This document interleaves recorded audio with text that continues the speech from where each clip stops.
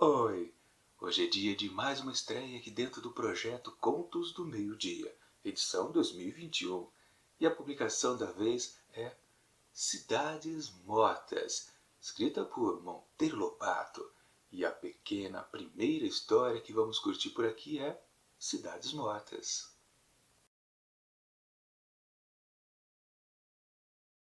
Há quem em nossa terra percorre tais e tais zonas, vivas outroras, hoje mortas, ou em via disso, tolhidas de insanável caquexia, uma verdade, que é um desconsolo, ressurte de tantas ruínas. Nosso progresso é nômade e sujeito a paralisias súbitas. Radica-se mal, conjugado a um grupo de fatores sempre os mesmos, reflui com eles de uma região para outra, não emite peão. Progresso de cigano, vive acampado e migra, deixando atrás de si um rastilho de taperas. Assim começa Cidades Mortas, escrito por Monteiro Lobato, e que na verdade não temos aqui um conto dentro do nosso projeto Contos do Meio-Dia. Pois é, a pequena primeira história aqui desta publicação Cidades Mortas, na verdade a gente pode considerar como uma crônica, e daquelas bem ácidas do autor, porque vamos combinar, Monteiro Lobato nunca foi de papas na língua quando ele queria criticar o que ele via no Brasil que ele vivia. E, claro, que ano que foi publicado essa história? 1906. Aliás, este livro aqui foi primeira vez colocado nas livrarias em 1919. Na verdade, é um ajuntado de vários textos, às vezes muito antigos. Por exemplo, esse aqui data de quase 13 anos antes da publicação. Sim, um texto ácido, como eu coloquei, que critica bastante o estado que a economia atual, lá naquele tempo do Brasil, estava. E literalmente essas cidades mortas descritas aqui nessa crônica são aquelas cidades que viveram o grande ciclo do café. Mas, sim, como tal ciclo que era, ele acabou. E quando o café literalmente foi embora, as cidades que antes eram gloriosas, inclusive também as suas regiões rurais, foram à míngua. Nada sobrou ali. Literalmente as cidades morreram. Sim, por isso o título mais do que óbvio. Cidades mortas. A riqueza foi embora, sobrou apenas o que tinha por ali mesmo, a terra batida, o chão, e poucas pessoas que ali teimaram em ficar. Porque é muito bem descrito nesse começo de texto que as pessoas elas vão migrando, literalmente elas vão atrás de o que fazer da vida ou de se sustentar, obviamente. Mas algumas pessoas teimosas acabam ficando nessas localidades. As cidades elas ficam mortas não exatamente porque todo mundo foi embora, mas porque a riqueza em si é que foi para outro lugar. Sim, porque a riqueza ela vai para outro lugar, assim como também os nômades. Por isso que as pessoas saem de um lugar e vão para outro, elas vão atrás do seu ganha-pão. Literalmente é isso. Mas claro, o que ele quer expor aqui são o que fica, essas pessoas deixadas para trás, ou que quiseram ficar exatamente ali onde antes era uma espécie de paraíso e agora é quase um inferno. Na verdade, ele coloca que as poucas pessoas que ficam ainda progridem de alguma forma, ou se multiplicam, digamos assim. Sim, aquelas famílias existem ainda, mas quando nasce um novo rebento, se é homem, obviamente, depois de um tempo, ele parte fora dali. Mas, se é uma garota, uma menina, ela fica por lá, não tem o que fazer. Pois vamos combinar, né? Naquele tempo não existia a liberdade feminina, ela ficava atrelada à família enquanto não se casava com uma outra, via um marido. E literalmente ele também comenta aqui, Monteiro Lobato, que as moçoilas que ficam nessas cidades mortas, no máximo, né, a ousadia que elas têm de vir, de não se tornar apenas uma mulher velha e solteira, é literalmente ter um enrosco com algum passageiro ali da cidade. O literal forasteiro, né, onde então a mocinha se engraça por ele, se desonra e depois fica por isso mesmo. Provavelmente, né, ela fica grávida e aquele ciclo ali da cidade morta com seus habitantes paupérrimos continua.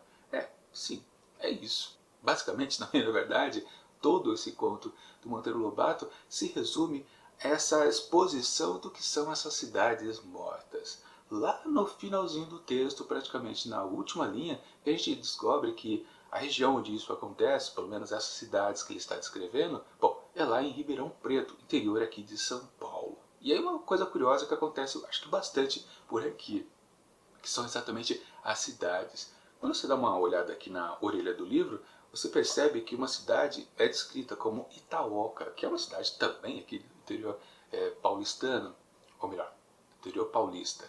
Paulistano sou eu, né, que nasci na capital. O que vale é que sim, é citada Itaoca e parece que ela vai aparecer em outros textos por aqui. Mas também tem outra, que é Oblivion, que é a cidade da próxima história. Porque a próxima história já estou sabendo. Bom, na verdade, quando li esse texto aqui, eu fiquei um pouquinho...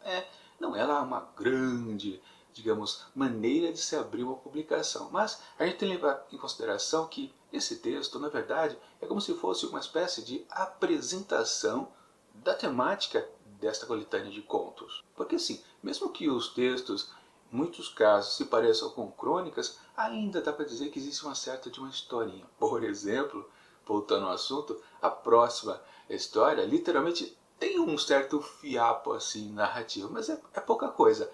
Ele ainda está se colocando como uma certa crônica, mas pelo menos tem um certo enredo que consegue se fechar. Aqui no caso de Cidades Mortas, não é exatamente o que está acontecendo, é mais para a crônica mesmo. E como disse, uma bela de uma apresentação do que a gente vai ver por aqui. Sim, na comparação essa coletânea aqui com Negrinha e Urupês, eu acho que realmente ela vai ficar um pouquinho abaixo, mas não tem problema.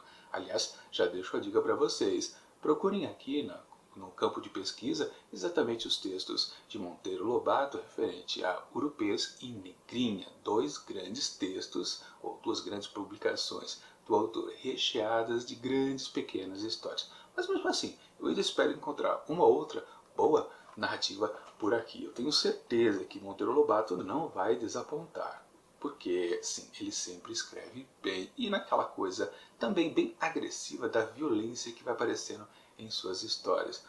Bem característico que estava nessas outras duas publicações que eu comentei para vocês. Sim, aqui em Cidades Mortas podemos ter outro tom, é verdade, mas mesmo assim deve ser agradável. Eu estou dizendo tudo isso também porque eu estou enrolando, né? Porque ao terminar a leitura aqui do texto, eu literalmente não sabia o que dizer, porque uma crônica, na verdade, é o que ela é. Não precisa você ficar viajando na maionese, como às vezes a gente faz com texto ficcional, onde às vezes a gente precisa pensar exatamente o que foi que o autor quis dizer pra gente e não está explícito aqui na primeira leitura. A gente tem que cavocar nas entrelinhas. Não, na crônica ele vai direto ao ponto, na acidez que eu comentei lá no começo do vídeo. Monteiro Lobato sempre foi crítico e quando ele criticava o Brasil, ele não estava esculhambando, ele queria botar isso para frente, isso o país, ele queria botar o Brasil para frente, ele não estava apenas denigrindo o seu povo ou falando mal, não, ele queria que tudo se consertasse de alguma maneira, mesmo que, como você vai consertar uma cidade morta, já perdida ali no meio do interior de algum estado? É difícil. Se o ciclo do café havia acabado, o que poderia substituir? Bom, parece que nada substituiu. Enfim, ele fez uma bela de uma exposição de onde ele vivia. Função também de todo o autor, né? Bom, portanto, para Cidades Mortas, escrito por Monteiro Lobato, eu atribuo um pouquinho acima da média, 3 asteriscos. Não tem nada demais o texto. Aliás, em comparação, se você também puxando na comparação com o Urupês, onde existiam 2 artigos publicados em jornais muito interessantes a respeito do que é o tal do Urupês, que é uma árvore, para quem não se lembra, sim, aquilo tem muito mais densidade do que essa crônica aqui a respeito dessas cidades que minguaram.